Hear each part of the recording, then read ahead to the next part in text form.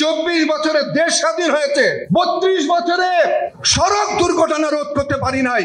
আপনারা অনেকেই হয়তো জানেন না, আমরা সবসময় চেষ্টা করেছি যে সরকারের সঙ্গে যোগাযোগ করতে, পাশাপাশি বিরোধী দল যারা ছিল তাদের সঙ্গেও যোগাযোগ করতে। তার কারণ হলো গিয়ে যে শুধু সরকার এককভাবে সড়ক দুর্ঘটনা রোধ করতে পারে না, কারণ আমাদের দেশের যে সিস্টেম, যে নিয়ম, সেটি হলো যে অনেক সময় রাজনৈতিকভাবে বিরোধী দলে যারা থাকেন তারা সরকারের সকল কাজেই কিন্তু বিরোধিতা করে। তো যে কারণের জন্য আমরা চেষ্টা করেছি, সবসময় বলার চেষ্টা করেছি, এটা হলো জাতীয় ইস্যু।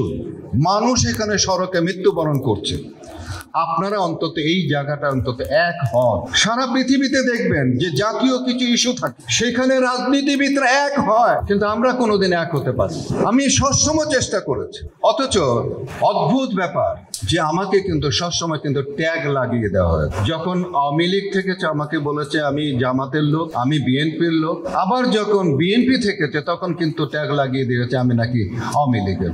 এই ট্যাগের জন্য কিন্তু আমাদের যে কাজটা, আমরা যেটা চেয়েছি সেটা কিন্তু আমরা কোনোদিনই করতে পারিনি। এবং গত 15 বছর যে ফ্যাসিস্ট সরকার যে কাজটি করেছে, ওই ডরে কিন্তু আমি কোনো রাজনীতিক সরকারের লোক ছাড়া কোনো রাজনৈতিক নেতার কাছে কিন্তু আমি যেতে পারিনি, শুধু একটা ভয়ে যে আমাকে ট্যাগ লাগিয়ে দেবে। আমি যদি এখন বিএনপির কাছে যাই তাহলে আমার শেষ, আমি যদি এখন জামাতের কাছে যাই তাহলে তো আমি একদমই শেষ। এই ভয়েও কিন্তু আমি এই 15 বছর কিন্তু আমি কারো কাছে আমি যেতে পারিনি।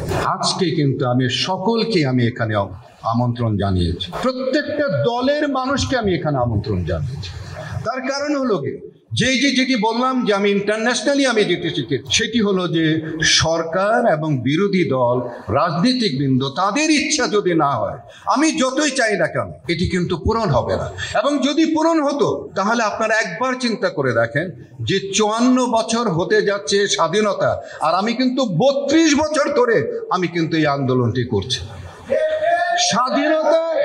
স্বাধীনতা অর্জন করার জন্য আমরা মাত্র বোধহয় 24 বছর আমরা পাকিস্তানের আন্ডারে ছিলাম, কিন্তু 24 বছরে দেশ স্বাধীন হয়েছে, 32 বছরে সড়ক দুর্ঘটনা রোধ করতে পারি নাই।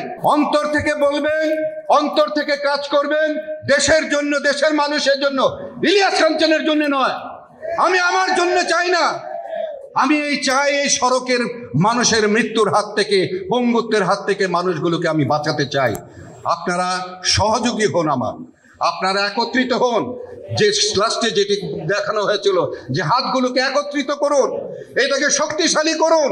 আসুন আমরা সকলে মিলে বাংলাদেশ থেকে, এই সড়কের নরক থেকে এই মানুষগুলোকে আমরা যেন বাঁচাতে পারি।